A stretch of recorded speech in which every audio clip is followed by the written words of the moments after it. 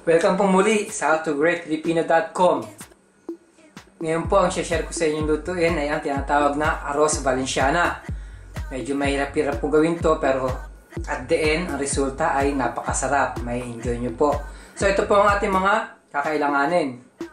Meron tayo rito nga jasmine rice, chicken which is boneless po siya, glutinous rice or malagkit, chicken stock, onion, hard-boiled egg, chorizo, tomato paste, paprika, coconut milk, bay leaves, red capsicum, raisins, peas, garlic, ground black pepper, salt, at meron tayong tomato. Gagamit din po tayo ng cooking oil at saka ng konting tubig. Kung meron po kayong saffron, mas maganda po. Tara na po magluto. Okay po, tara na mag-umpisa. Sa akin pong paella pan, naglagay na po ako ng mantika. Ngayon kung wala po kayong paella pan, pwede po kayong gumamit ng kahit anong frying pan na medyo medium size siya, huwag naman sobrang liit. Tapos po yung ating malagkit, tsaka yung jasmine rice, sinugasan ko na rin po siya. Kaya malinis na rin po siya bago iluto. So ngayon, umpisa na po tayo. Natin sa bawang. Ngayon po, isusunod na rin natin yung ating onion. Hindi na natin siya susunugin yung bawang.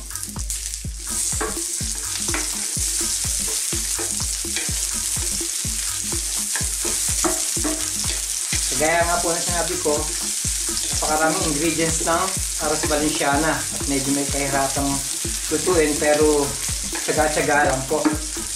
So ngayon po maglalagay na rin tayo ng kamatis.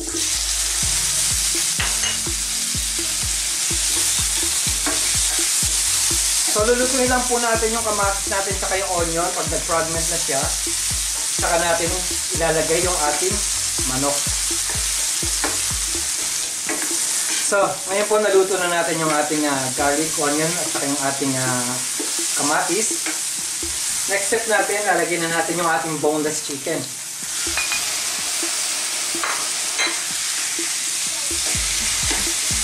So again, lulutuin lang natin ng mga ilang minuto yung ating manok. Pag naluto na natin yung ating manok ng mga ilang minuto, pag nag-light brown na siya, magdadagdag na tayo ng ibang ingredients. Tuturo ko sa inyo yung next step.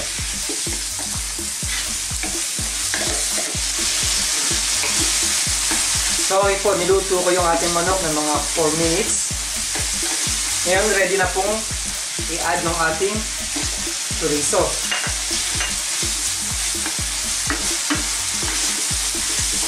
Anin lang po natin.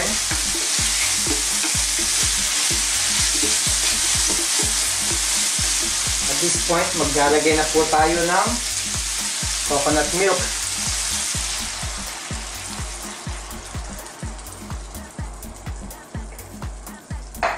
Lalagyan na rin po tayo ng tomato paste. Huwag naman po masyadong maraming tomato paste dahil baka po umasin yung ating arroz valenciana. Ngayon po, paprika. So haluin po natin.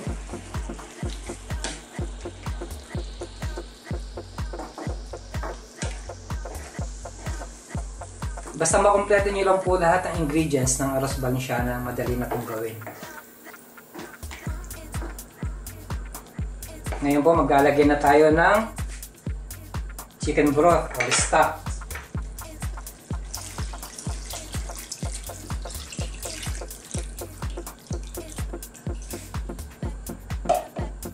So ayan lang po natin siyang kumulo. Once na kumulo siya, that is the time na ilalagay na natin yung ating jasmine rice at ang ating glutinous rice. So okay po, bali kumukulo na siya. At this point, maglalagay na tayo ng bigas.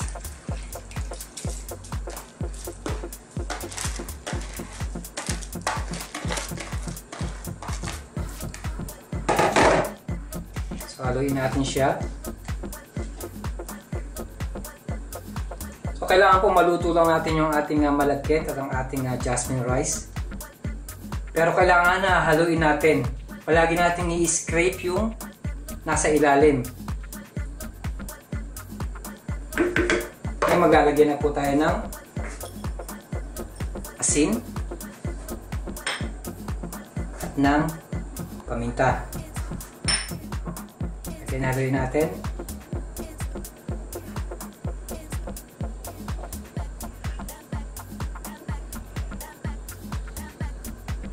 So okay po, bali tatakpan ko na po siya. Kaya natin siyang kumulo, pero bubuksan ko siya time to time para ma-scrape yung ilalim para hindi po siya masunog. So tinanggal ko na po yung lid. Ngayon haluin uli natin.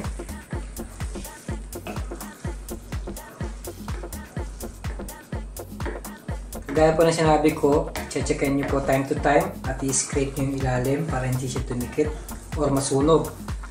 So ngayon halfway na po tayo ron, papunta tayo ron, malapit na maluto. Ngayon magdadagdag na po tayo ng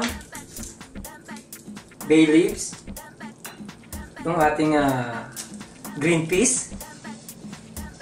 Kasi hindi natin sinabay kanina dahil malalabo siya or madali siyang madurog pag kinagsabay-sabay natin kanina.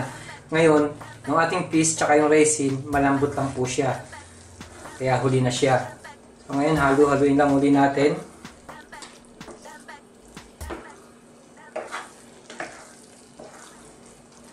Tapos po, pag naluto na yung ating rice, gagarnishan natin siya ng hard-boiled egg at ng red pepper sa taas at pwede na po siyang iserve.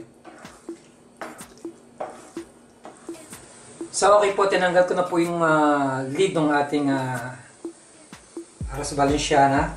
So, last stage natin, lalagyan natin siya ng bell pepper red sa taas. Kaya na po bahala maglatag kung gusto niyo lagyan ng design. Yan lang po. Tapos yung ating hard-boiled egg, lagyan na rin natin.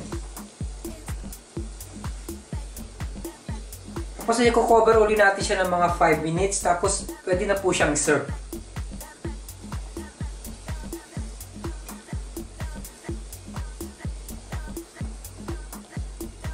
So ngayon po tatakpan ko siya after 5 minutes. Lalagay ko siya sa table. At tuloy magpapaalam ako sa inyo.